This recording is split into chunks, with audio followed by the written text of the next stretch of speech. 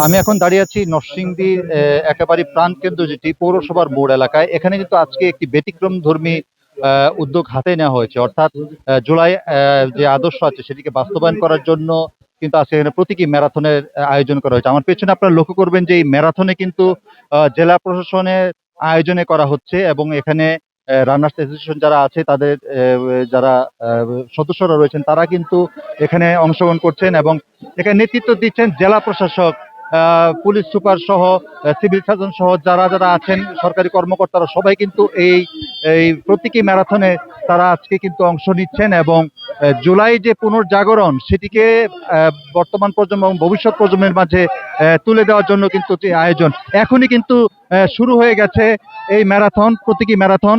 এবং এই ম্যারাথনকে ঘিরে কিন্তু উৎসাহ উদ্দীপনার কোনো কমতি আমরা লক্ষ্য করছি না।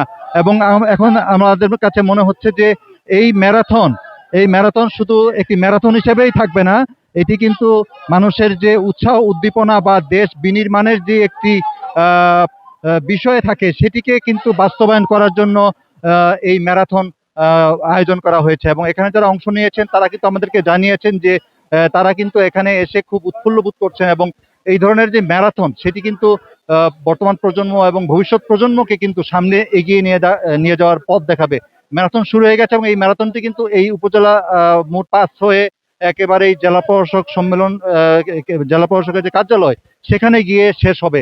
এই 3 কিলোমিটারের প্রতীকী যেই ব্যবস্থাপনা বা যেই প্রতীকী যেই ম্যারাথন সেই ম্যারাথন কিন্তু আজকে এখানে যারা উপস্থিত রয়েছেন এবং শুধু রানাররাই নয়, বিভিন্ন শ্রেণী পেশার মানুষ অংশ নিয়ে কিন্তু তারা এই ম্যারাথনটিকে ফলপ্রসূ করার জন্য তারা কিন্তু আজকে এতে অংশ নিয়েছেন।